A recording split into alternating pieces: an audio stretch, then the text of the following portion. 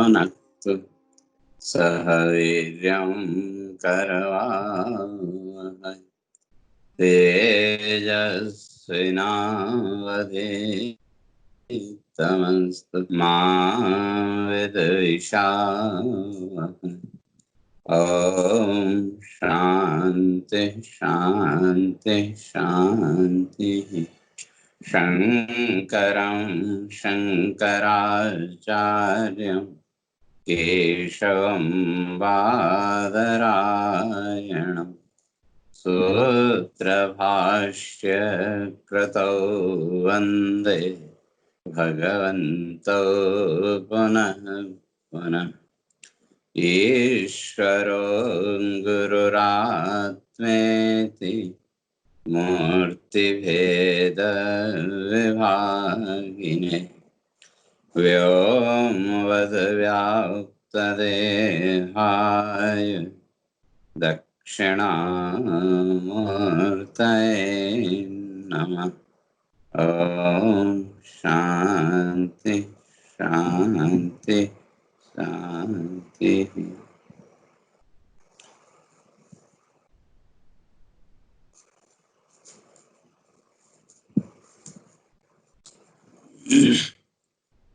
तो अर्जुन का जो प्रश्न था, स्थित प्रज्ञस्य का भाषा, कि जो स्थित प्रज्ञ है या जो समाधिस्थ जो प्राणी है, तो अर्जुन ने प्रश्न किया था कि उसकी पहचान क्या है। स्थित प्रज्ञस्य का भाषा समाधिस्थस्य केशव, तो स्थित प्रज्ञ का लक्षण, तो उसके लिए भगवान इस बात को स्पष्ट करके आए थे कि प्रजहाति यदा कामान सर्वान पार्थ मनोगतान आत्मन्नेव आत्मना तुष्टः स्थित प्रज्ञस्तदोच्यते।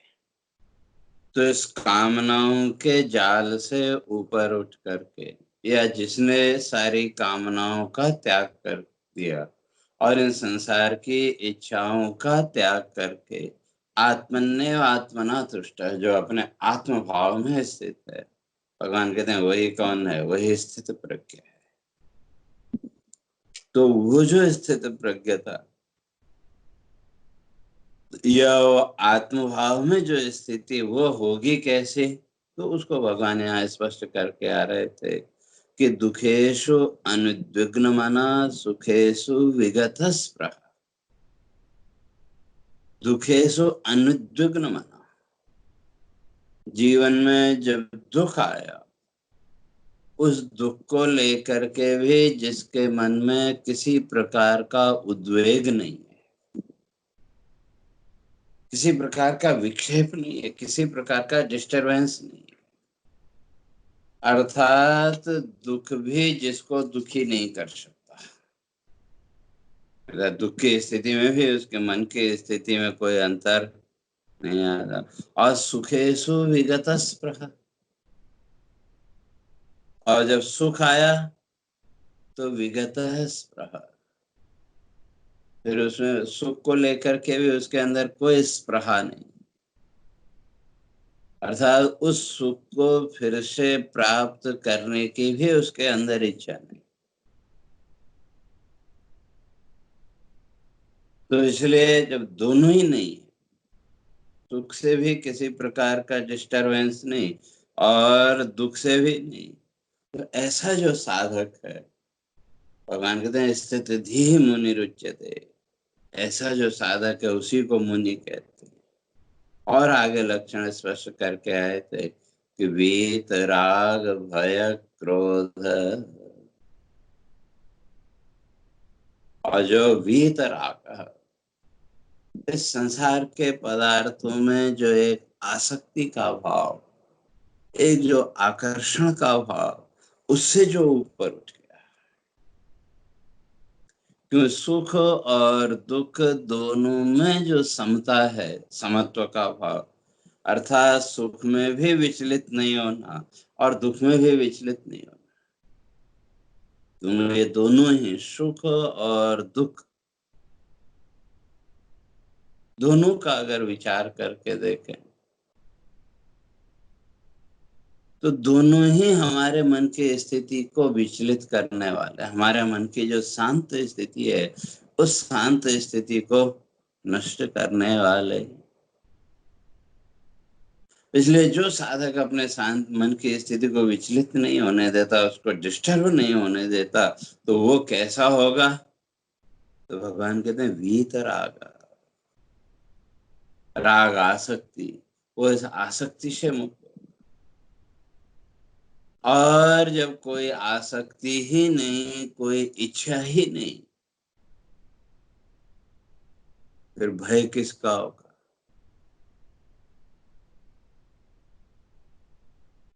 व्यक्ति के जीवन में भय का कारण भी कहीं न कहीं इच्छा ही है। जो भी जीवन में डर है, जो भी जीवन में जिस प्रकार का भी भय है, उस भय के पीछे कहीं न कहीं कोई न कोई इच्छा बैठी है। और किस तरह की इच्छा है वो अलग अलग हो सकती है, लेकिन व्यक्ति के जीवन में जो भी डर है, जो भी भय है, उस भय का कारण कहीं न कहीं वो राग कहें या इच्छा कहें।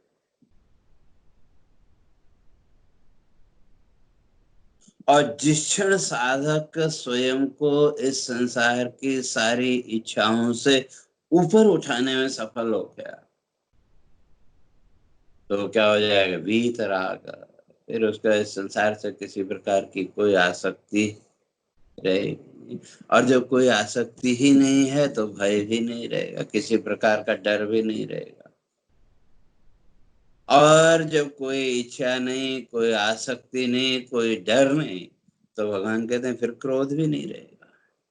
वीतराग भय क्रोध, अर्थात आसक्ति, भय और क्रोध, इन दोनों से अपने को जिसने ऊपर उठा लिया, तो फिर सुख और दुख या जीवन की जो परिस्थितियां हैं, चाहे वो हमारे अनुकूल हों नहीं हों, लेकिन इन परिस्थितियों से वो विचलित नहीं होगा।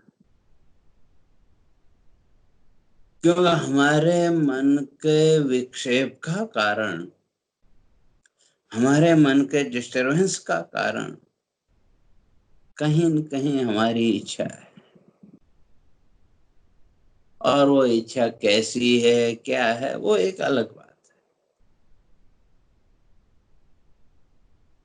तो इसलिए भगवान कहते हैं विहित राग भय क्रोध। राग और भय, इनसे जो ऊपर उठ गया। और क्रोध, क्रोध को भी जिसने जीत लिया। और जहां तक क्रोध की बात है, शास्त्रकार तो यहाँ तक कहते हैं क्रोध प्राण हरः शत्रु।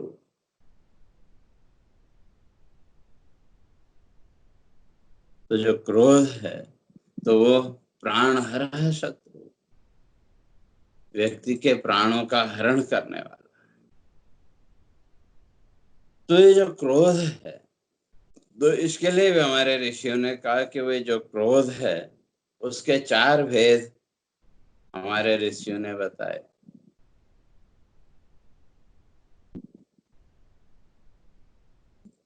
तो कौन कौन से?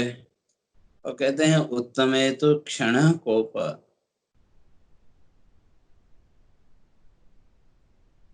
मध्यमम तो घटिका द्वयम, अधमम तो अहोरात्रम, चांडालम मरणांति।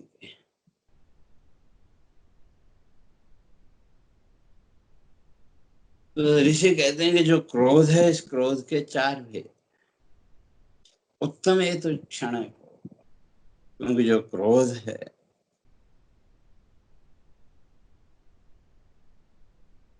कहीं न कहीं हमारे स्वभाव के साथ जुड़ा हुआ है। लेकिन उसमें भी जो श्रेष्ठ क्रोध है वो कौन सा? एक क्षण के लिए जो है। और क्रोध का कारण भगवान आगे स्पष्ट करेंगे कि आशा पास सतय बद्धा काम क्रोध प्रायण ईहन्ते काम भोगार्थम अन्यायेन अर्थ संचय। आशा पास सतय बद्धा, तो क्रोध किनके जीवन में है? आशा पास सतय बद्धा, जो इस संसार की आशाओं के पास में बंधे हुए हैं, और जितने ज्यादा इस संसार की इच्छाओं के जाल में बंधे हुए हैं, क्रोध भी नहीं। लेकिन उसमें भी क्षण को, एक क्षण के लिए इधर क्रोध आया, कहीं न कहीं इच्छा है, लेकिन उस क्रोध वृत्ति के साथ साथ विवेक वृत्ति भी जागृत हो। और सामान्यतया जब क्रोध प्रकट होता है तो मनुष्य को आभास तो हो जाता है, लेकिन कभी कभी जब वो कामना बड़ी प्रबल है, वो जो भी अवचेतन मन में बैठी, अनकॉन्शियस माइंड में बैठी, ऊपर से हमको पता नहीं चलता, लेकिन अनकॉन्शियस माइंड में बैठी हुई कोई बड़ी गहरी बात जो उसको ठोकर लगती है, तो उस समय कोप का आवेग, क्रोध का आवेग एकदम से प्रस्फुटित होता है। लेकिन अगले ही क्षण विचार के द्वारा आपने अपनी विवेक बुद्धि को जागृत किया, तो वो जो क्रोध का लेवल है, जैसे ही हमारी विचार शक्ति, विवेक शक्ति जागृत हुई, हमारा जो क्रोध है वो वहीं का वहीं। तो इसलिए महर्षि कहते हैं उत्तम है तो क्षणे को, एक क्षण के लिए जो क्रोध आया वो श्रेष्ठ है। इधर क्रोध प्रकट हुआ और इधर हमने अपनी विवेक शक्ति को, अपनी विचार शक्ति को जागृत कर लिया। क्यों? इच्छाएं अभी दबी या पूरी तरह मन की निवृत्ति नहीं हुई, तो कहीं न कहीं वो इच्छाएं किसी न किसी रूप में वहां बैठी हैं।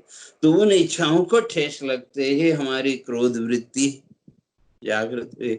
लेकिन अगर साधक सावधान है, अगर व्यक्ति सजग है, तो क्रोध वृत्ति के जागृत होने के साथ ही या एक दो क्षण में हमने अपनी विवेक शक्ति को भी जब जागृत कर लिया, तो वो क्रोध का जो लेवल है वो वहीं का वहीं रुक जाएगा। और वो नहीं हो पाया, कहते हैं मध्यमम तो घटिका द्वयम, दो घड़ी क्रोध प्रकट हुआ, उस समय व्यक्ति अपनी विवेक शक्ति को जागृत नहीं कर पाया, लेकिन जब क्रोध शांत हो गया, और क्रोध के शांत होने के बाद उसने अपनी विचार शक्ति को जागृत किया, तो उस विचार के द्वारा उस क्रोध का जो कारण है वो जब समझ में आया, तो उसके साथ ही धीरे धीरे वो क्रोध भी एक दो घड़ी में पूरी तरह से निवृत्त हो गया। ठीक है, आई गई बात। और कहते हैं अधमम तो अहोरात्र, तीसरा जो है वो अधमम, अधम श्रेणी। और कब तक? अहोरात्र, रात भर। जैसे अक्सर होता है घर में, घर के जो सदस्य हैं किसी बात को लेकर के नहीं बनी, एक दूसरे से कहा सुनी हो गई, लेकिन कितनी देर रही, अगले दिन जब आंख खुली, सो के उठे, तो सब सामान्य। तो ये तीसरी श्रेणी का क्रोध। और जो चौथा है, कहते हैं चांडालम मरणांतिके, ये तो चांडाल श्रेणी का क्रोध है, और ये तो मृत्यु के साथ ही समाप्त होगा। तो क्रोध वृत्ति तो है, तो इस क्रोध पर विजय कैसे पाए? जो विचारशील व्यक्ति है वो क्षमेव क्रोध विजय समर्थ। जो क्षमा का भाव, ये क्षमा का भाव ही हमारे क्रोध पर विजय प्राप्त कर सकता है।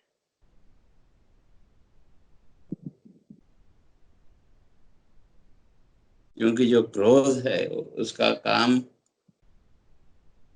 क्रोध कार्य विभंगाय तस्मात् तं क्षमया जय। इसलिए शास्त्रकार इस बात को स्पष्ट करते हैं,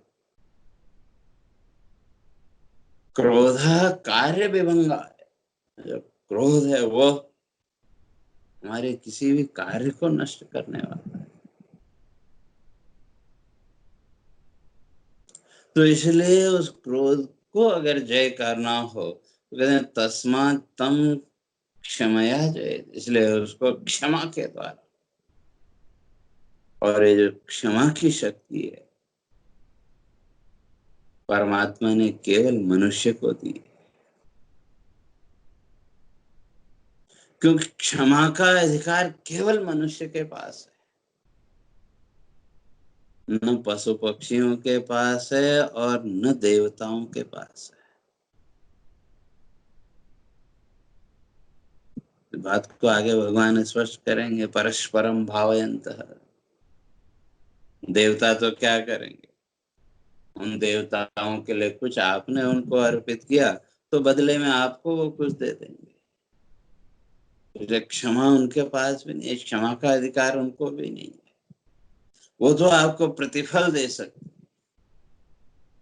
जिस किसी भी देवी देवता की जिस किसी भाव से आपने पूजा अर्चना की, वो उसका प्रतिफल आपको देंगे। और बहुत से लोग मैंने देखा मंदिरों में जाते हैं कान पकड़ के कर तो भगवान माफ कर देना, क्षमा कर देना। तो क्षमा का अधिकार केवल मनुष्य के पास है। क्योंकि जो देवी देवता है वहां वहां तो प्रतिफलन है। और यहाँ तक ईश्वर क्षमा कर सकता है, लेकिन ईश्वर ने आज तक किसी को क्षमा नहीं किया। नियति ने आज तक किसी को क्षमा नहीं किया। इसलिए क्षमा करने का अधिकार केवल परमात्मा ने मनुष्य को दिया है। इसलिए ऋषि कहते हैं कि वो जो क्रोध वृत्ति है, जो हमको क्रोध वृत्ति पशु जीवन की ओर ले जाती है, उसको केवल क्षमा के द्वारा हम उस पर विजय प्राप्त कर सकते।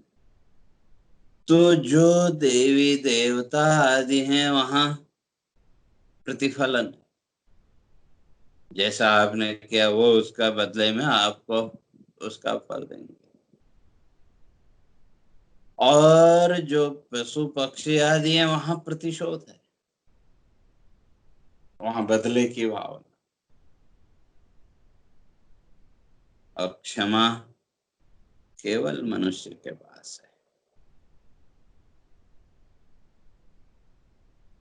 तो इसलिए यहाँ कहते हैं क्षमाया तम जय। इसलिए वो जो क्रोध है, उस क्रोध पर विजय प्राप्त करने हो तो उसके लिए सबसे बढ़िया रास्ता है क्षमा का।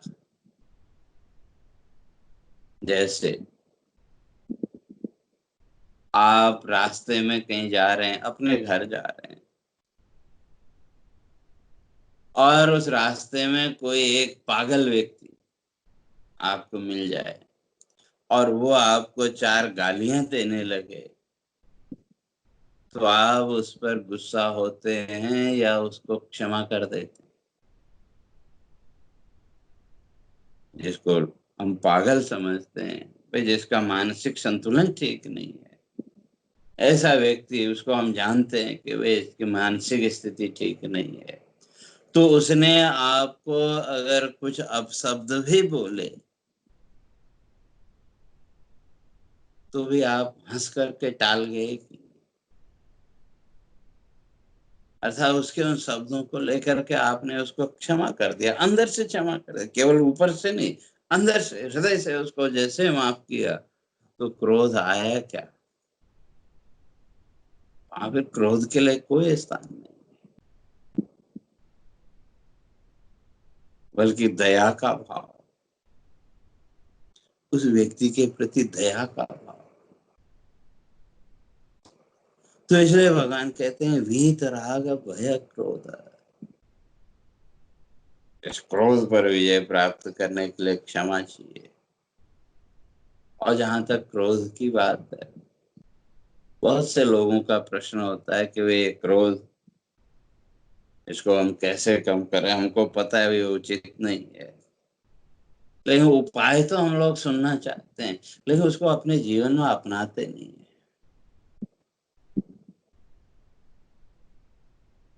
और उसका कारण, एक पक्ष को हमने अपना भी लिया तो हमने अपनी इच्छाओं का जाल इतना बड़ा बना रखा है, ये भी हो जाए, ये भी हो जाए, ऐसा भी हो जाए, वैसा भी हो जाए। हमने अपनी कल्पनाओं का, अपनी इच्छाओं का इतना बड़ा एक संसार बना के रखा है, उससे बाहर ही नहीं निकल पाते। और जब तक इस इच्छाओं के जाल से, जब इस इच्छाओं के संसार से जब तक अपने आप को बाहर नहीं निकालें, तब तक इस क्रोध पर भी विजय पाना असंभव है। कहीं न कहीं तो आए। और जब एक क्रोध प्रकट होगा तो आपके मन की शांति को नष्ट करेगा। जो इस क्रोध पर विजय पाने का कारण, का उपाय भगवान कहते हैं क्षमाया, क्षमा के द्वारा उसको जीत। अर्थात जीवन में क्षमा का भाव होना,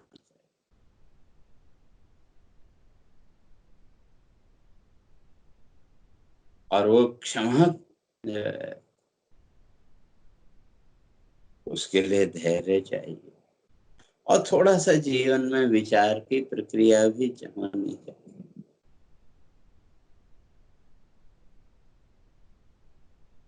क्योंकि इस संसार में जितने भी प्राणी, आगे भगवान 15वें अध्याय में इस बात को स्पष्ट करेंगे कि कर्मानुबंधीन मनुष्य लोग, संपूर्ण जगत, संपूर्ण संसार अपने उन्हीं कर्म के अनुबंध में, कर्म के एग्रीमेंट में बंधा हुआ है।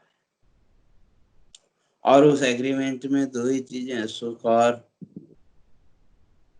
और उस एग्रीमेंट के अनुसार आवेग आदि सब व्यक्ति के जीवन में आएंगे, कभी चाहे कभी अनचाहे, कभी हमारी इच्छा के अनुरूप, कभी इच्छा के बिना। अब चाहे उसको हम प्रारब्ध कह लें, कर्म फल भोग कह लें, तो वो प्रवृत्त तो कराएगा। और उसके द्वारा मिलने वाला फिर सुख दुख जो भी है वो हमको सहन करना पड़ेगा।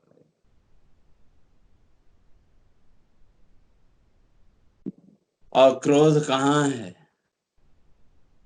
जैसे मैंने कहा, जहाँ हमारी कल्पनाएं, जहाँ हमारी इच्छाएं पूरी नहीं होती, या उन हमारी कल्पनाओं के मार्ग में, हमारी इच्छाओं के रास्ते में कोई अवरोध खड़ा हो, कोई व्यवधान बीच में आ जाए, तो तुरंत हमारे अंदर से एक प्रतिक्रिया, या यूं कहें एक केमिकल रिएक्शन बॉडी में तुरंत होता है।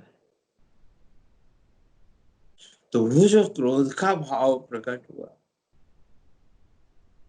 वो जिस किसी भी निमित्त के कारण हुआ, जिस किसी भी व्यक्ति को लेकर के हुआ, तो जब हम इस बात का विचार करते हैं, कर्मानुबंधी इन मनुष्य लोग के, इस सारे संसार के प्राणी अपने अपने उसी कर्म के एग्रीमेंट में बंधे हुए हैं, उसी प्रारब्ध के एग्रीमेंट में बंधे हुए हैं, उसको लेकर के जब विचार करेंगे, तो थोड़ी सी विचार की बात यह है कि वो जो सामने वाला व्यक्ति, जिसके कारण हमको क्रोध आया, तो जो भी है, जैसा भी है, चाहे व्यक्ति है, वस्तु है, जो भी है, थोड़ा सा एक विचार करके देखें वो भी तो अपने उसी कर्म बंधन में बंधा हुआ है कि नहीं। क्योंकि जो कुछ भी सामने वाले व्यक्ति ने किया, हमारी दृष्टि में सही और गलत हो सकता है, लेकिन उसकी दृष्टि में वो सही है। क्योंकि इस संसार में व्यक्ति जो कुछ भी करता है, अपनी दृष्टि से उसको सही मान के ही करता है। ठीक है, हम उसको पाप पुण्य सही गलत हम अपनी दृष्टि से देखते हैं, लेकिन वो जो करने वाला व्यक्ति है वो तो उसकी दृष्टि से वो उसको सही मान रहा है, तभी तो कर रहा है। इसलिए सही गलत को परिभाषित करना बड़ा मुश्किल काम है। तो जो भी वो व्यक्ति कर रहा है, तो कहीं न कहीं उसी प्रारब्ध के अधीन, भाग्य के अधीन। और देखें फिर उस सिचुएशन में हम होते, जो सामने वाला व्यक्ति जिसके कारण हमारे जीवन में ये क्रोध आदि वृत्तियां प्रकट हुई, उसके स्थान पर अगर हम होते, उसकी स्थिति में अगर हम होते, और वही मेंटलिटी वही सिचुएशन हमारे सामने आती, तो हम भी क्या करते? हम भी वही करते जो सामने वाला व्यक्ति कर रहा है। तो इसका अर्थ, जो सामने वाला व्यक्ति, उसकी जो मेंटलिटी है, जो उसकी मानसिकता है, कहीं न कहीं वो उसके अधीन है कि उस मानसिकता से अगर वो बाहर निकलना ही नहीं चाहता, उसको तोड़ना ही नहीं चाहता, तो उसमें तो आप कुछ नहीं कर सकते। तो वो जो व्यक्ति है वो उस सिचुएशन और वो अपने उस मेंटल कंडीशन के अधीन है कि जब ये विचार करके हम दे देंगे, अगर उसकी सिचुएशन में हम होते तो हम भी वही करते जो सामने वाला कर रहा है। तो जिस दिन जीवन में हमारी ये विचार प्रक्रिया मजबूत हो गई, दृढ़ हो गई, या दूसरे का विश्लेषण करने के सामर्थ्य हमने पैदा कर, लेकिन दूसरे को एनालाइज करने से पहले आत्मविश्लेषण बहुत जरूरी है।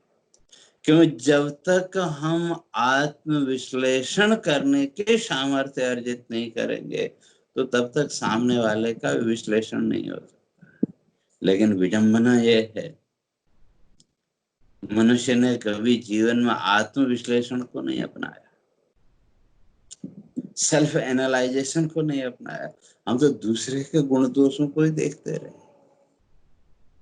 सामने वाले व्यक्ति के गुण दोषों का तो हमने बड़ा विश्लेषण किया, ये गुण है, ये दोष है, ये ऐसा है, वैसा है, दुनिया भर की बातें। लेकिन हमने अपने आप को कब देखा? हमने आत्मविश्लेषण नहीं किया।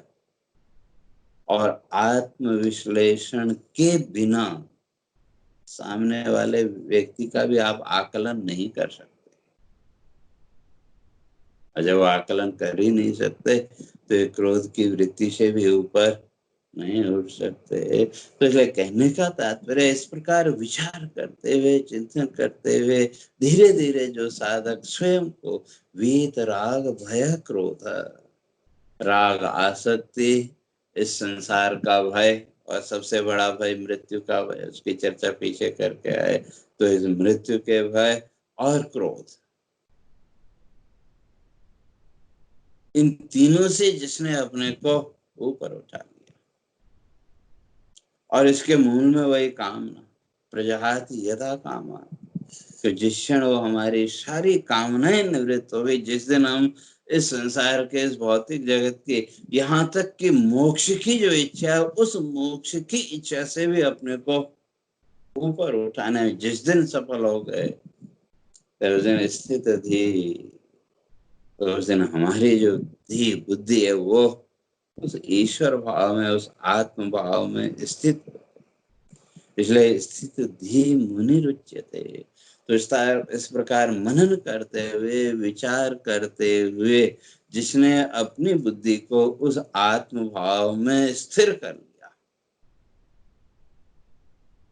उसका नाम है मुनि, मननाथ मुनि। तो वो उस अर्थात मनन के द्वारा, चिंतन के द्वारा भी उस आत्म भाव तक, उस स्थित प्रज्ञ की स्थिति तक पहुंचा जा सकता है। तो अर्जुन का जो पहला प्रश्न था, स्थित प्रज्ञस्य का भाषा, तो वो जो स्थित प्रज्ञ है वो उसकी पहचान क्या होगी, उसके जीवन का व्यवहार कैसा होगा, वो जो प्रश्न था उसका उत्तर भगवान ने दिया। अब जो अर्जुन का दूसरा प्रश्न, समाधिस्थस्य केशवः, ये तो स्थिति प्रज्ञता के, तो फिर जो समाधि में स्थित है तो समाधिस्थस्य का भाषा, तो समाधि में स्थित जो साधक है, अर्जुन कहता है भगवान उसकी पहचान क्या होगी। वो जो दूसरा प्रश्न था उसका उत्तर अब आगे भगवान देते हैं। यह सर्वत्र न विस्नेह तत्तत् प्राप्य शुभाशुभम्, न विनन्दति न द्वेष्टि तस्य प्रज्ञा प्रतिष्ठिता। यह सर्वत्र अनभिस्नेह, कहते हैं जिसका इस संसार में किसी प्रकार का कोई स्नेह है, चाहे वो शुभ हो चाहे अशुभ हो, चाहे अपने अनुकूल हो नहीं हो, किसी के साथ कुछ लेना देना उसका है ही नहीं, तो वही तस्य प्रज्ञा प्रतिष्ठिता, कहते हैं उसी साधक की बुद्धि वास्तव में उस आत्म भाव में, उस ब्रह्म भाव में प्रतिष्ठित है। तो कैसे, तो मैं सोचता हूँ उसकी चर्चा आगे करेंगे। हरि ओम पूर्णमदः पूर्णमिदं पूर्णात् पूर्णमुदच्यते पूर्णस्य पूर्णमादाय पूर्णमेवावशिष्यते। ओम शांति शांति शांति। शंकरं शंकराचार्यं केशवं बादरायणं सूत्रभाष्य कृतौ वन्दे भगवन्तौ पुनः पुनः। ईश्वरो गुरुरात्मेति मूर्तिभेदविभागिने व्योमवद्व्याप्तदेहाय दक्षिणामूर्तये नमः। ओम शांति शांति शांति।